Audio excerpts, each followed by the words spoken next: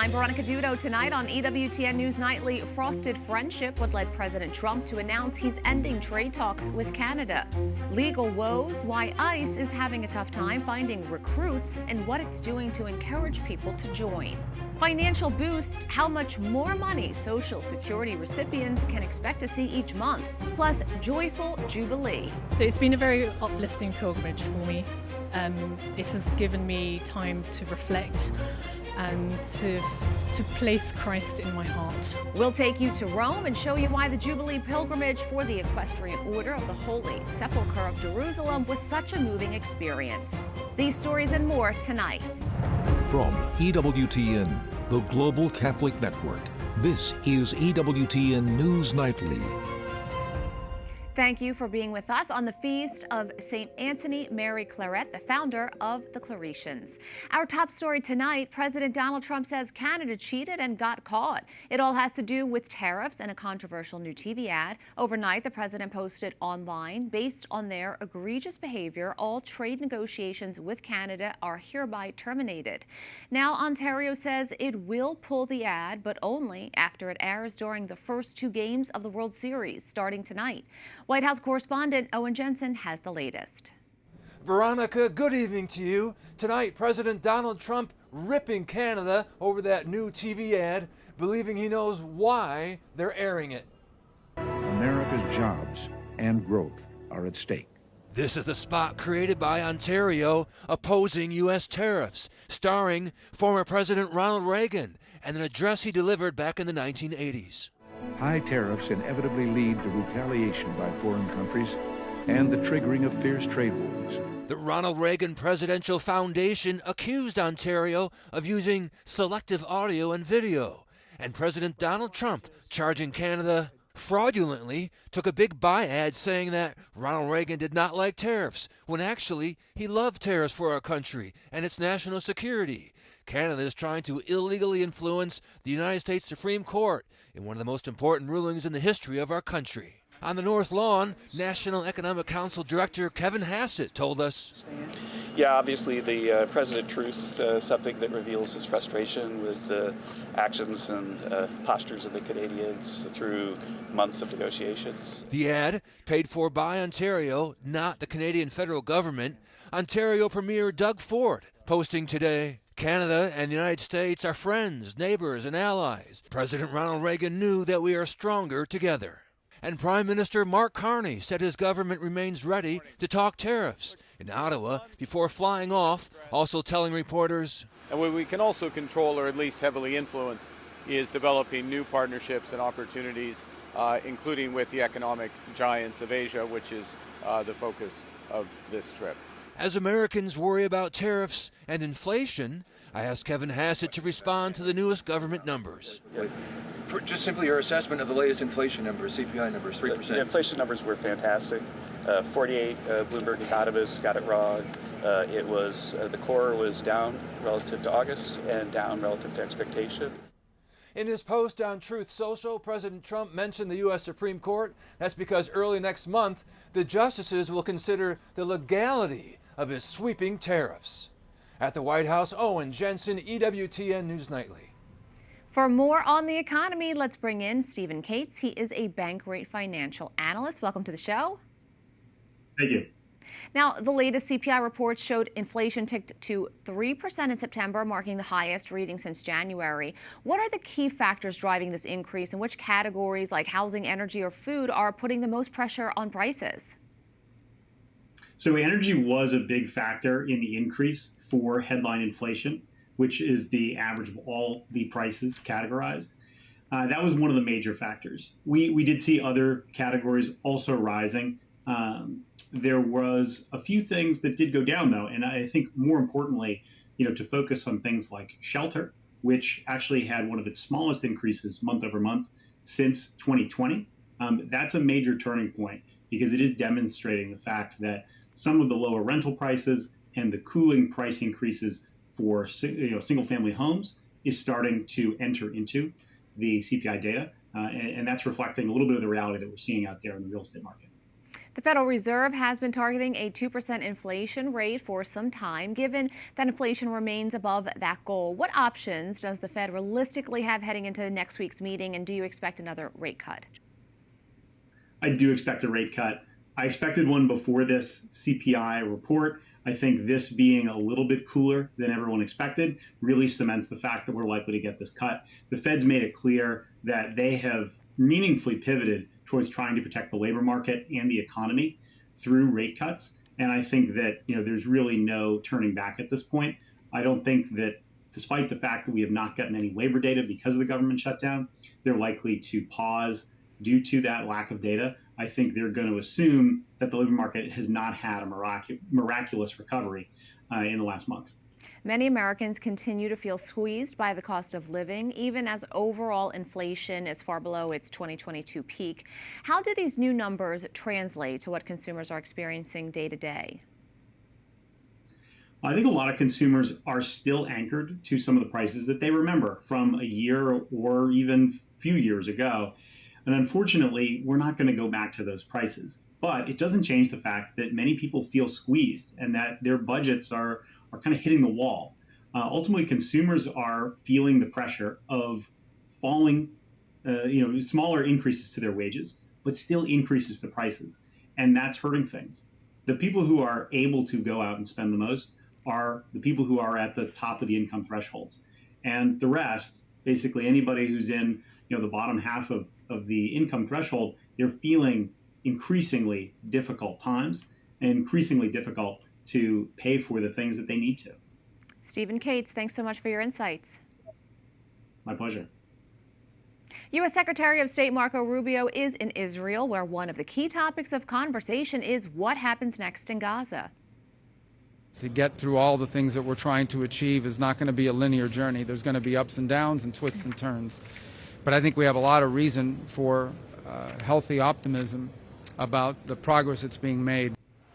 Mr. Rubio's trip to Israel comes on the heels of Vice President Vance's visit earlier this week. The Trump administration is working to set up an international security force in the territory. President Donald Trump continues going after drug cartels. In the latest escalatory move, the U.S. military is sending an aircraft carrier to the waters off South America.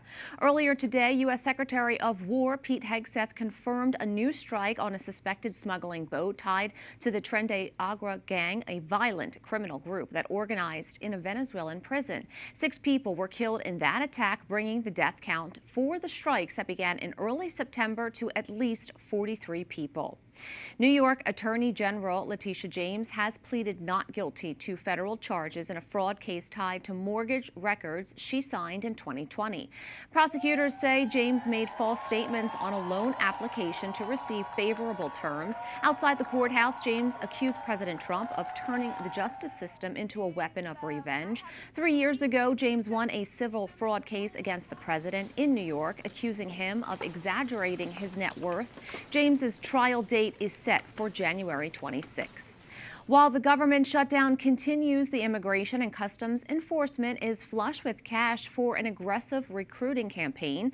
But more than 1/3 of new recruits are reportedly failing physical fitness requirements and even failing drug tests or being disqualified for having criminal records. Several lawmakers are sounding the alarm. Let's check in with Capitol Hill correspondent Eric Rosales with the latest. Eric. Well, good evening, Veronica. Yes, President Donald Trump approved $178 billion to expand ICE with a goal to hire and deploy some 10,000 new deportation officers by January of next year. But agency data shows hundreds of candidates in initial basic academy classes are falling short of the requirements, like the physical fitness test. It's not too hard. All you have to do is 15 push-ups, 32 sit-ups, and run about 1.5 miles under 14 minutes. Several Democrats tell me that they're concerned some bad recruits may slip in. Agents need the equipment, the training, and sheer numbers don't make for effective enforcement. And unfortunately, they may result in excesses and abuses like detaining United States citizens, as apparently is happening.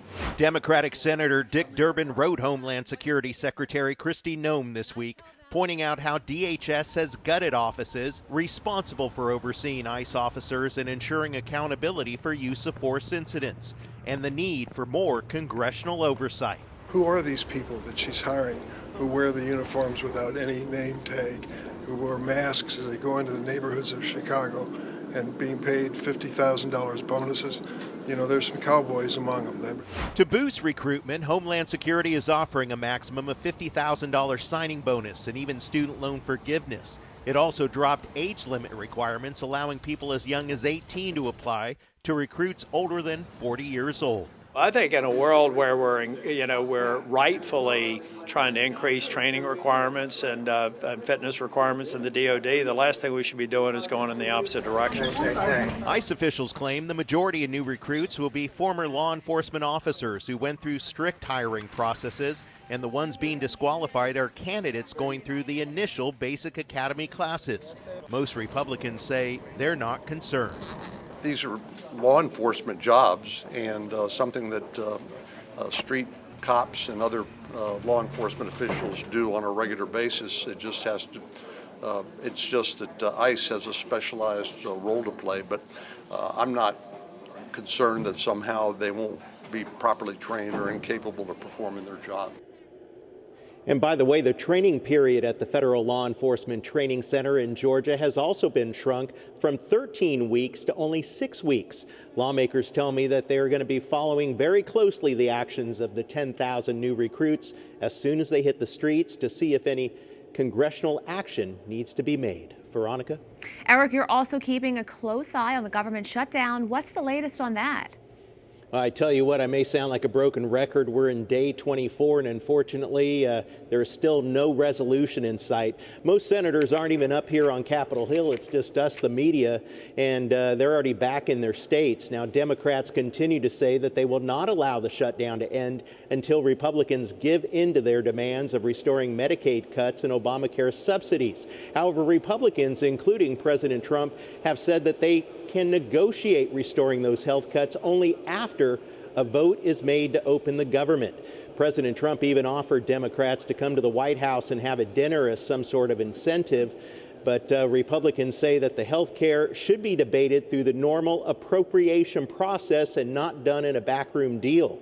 Next week, Senate Majority Leader John Thune is considering bringing to the floor once again a vote to pay the U.S. military and federal workers who are currently working during this government shutdown.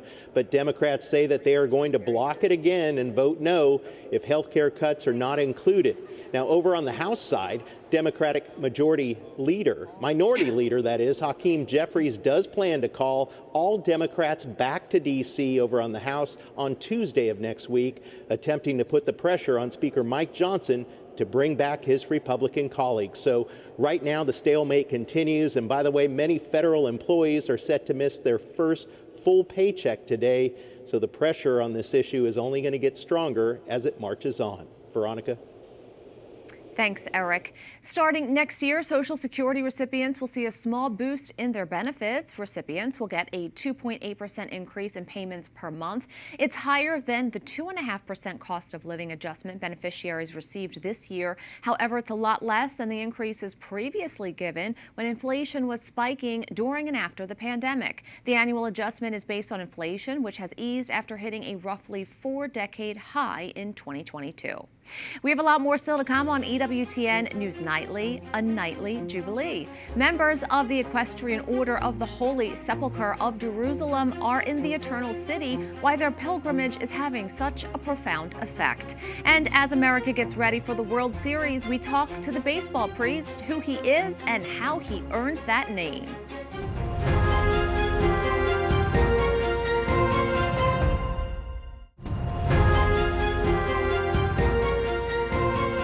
Federal court is being asked to protect compassionate counseling for kids struggling with their biological sex.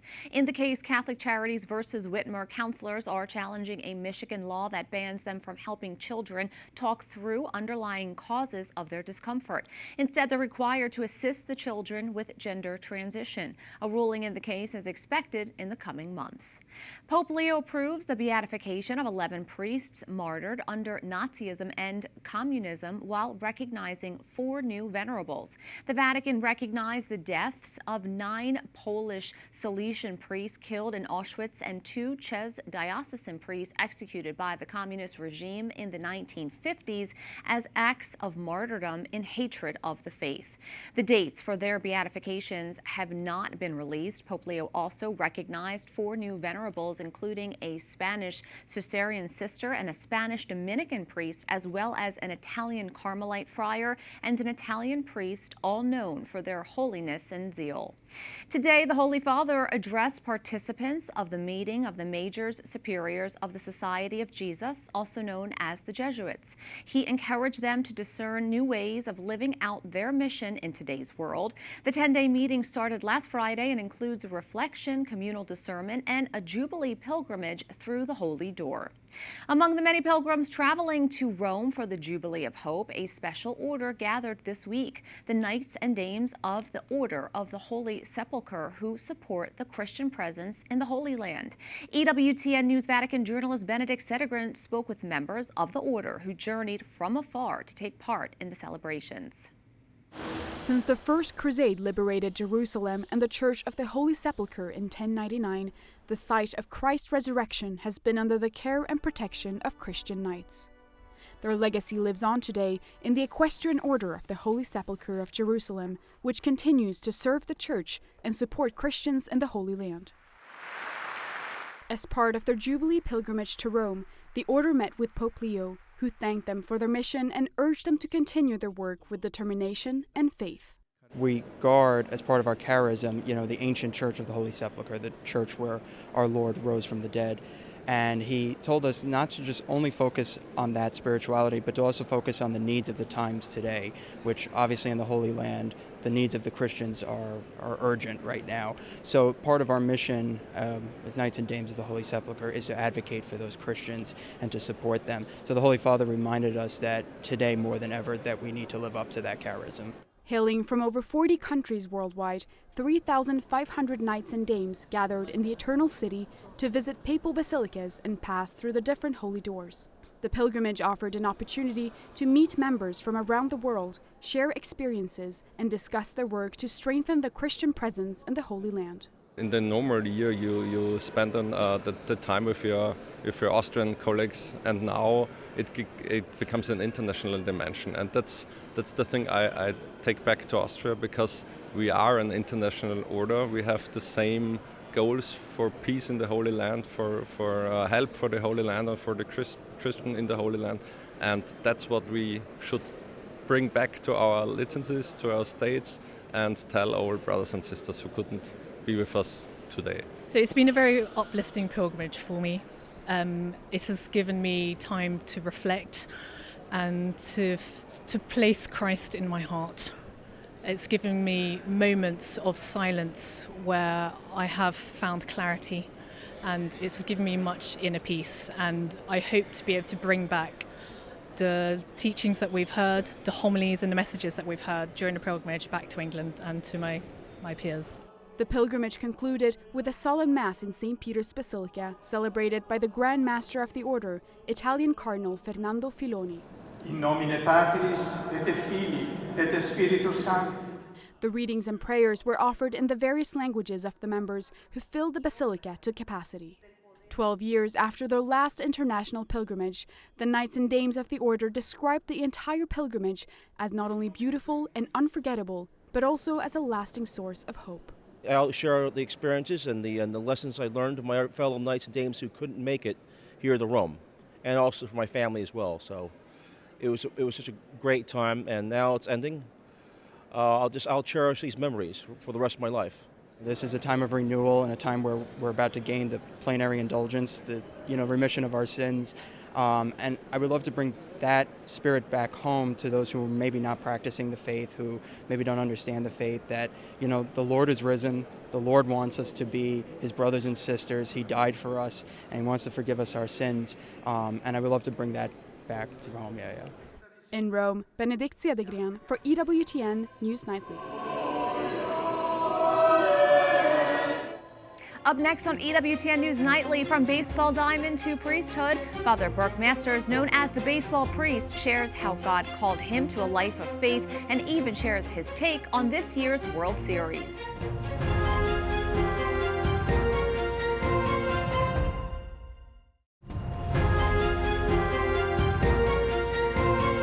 Tonight, the World Series begins between the Los Angeles Dodgers and the Toronto Blue Jays. Someone who knows a little about what the players are going through is Father Burke Masters, the so-called baseball priest.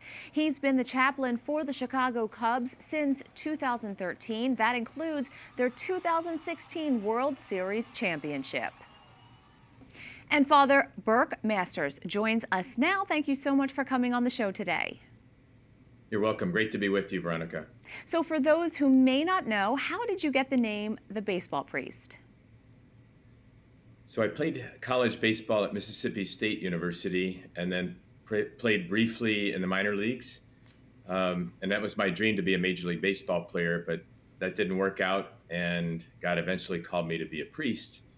And in 2013, so I was ordained in 2002, became a priest then, and then I was named the chaplain of the Chicago Cubs in 2013. So God brought baseball back into my life in a way that I never expected. And so since then, people have called me the baseball priest because I love to connect faith and sports. Now, your story from baseball diamond to the priesthood is both inspiring and unique. Can you share the moment when you realized that God was calling you away from professional baseball and towards a life of faith and service? I think it happened when I was in adoration one day. I was actually sitting with my girlfriend at the time, and I felt God calling me to the priesthood. And it really wasn't what I wanted, but it was this persistent and gentle call from the Lord that I knew I had to give it a try. And so I had a long talk with my girlfriend. We broke up. I went to seminary fully thinking I would go to seminary and not like it and then go back to my plans.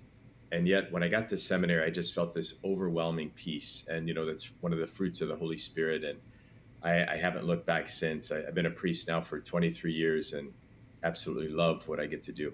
Well, thank you so much for sharing that moment. Now, you've often said that baseball was a path God used to prepare you for the priesthood. Looking back, how has your experience in the sport shaped the way you minister, communicate, and build community today?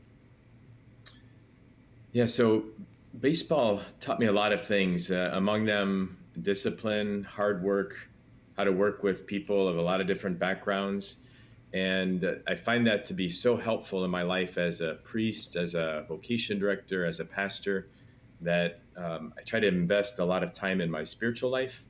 But also baseball has given me a way to maybe reach people who are not close to God in the moment, as you know, I bring in stories about baseball or my sports background.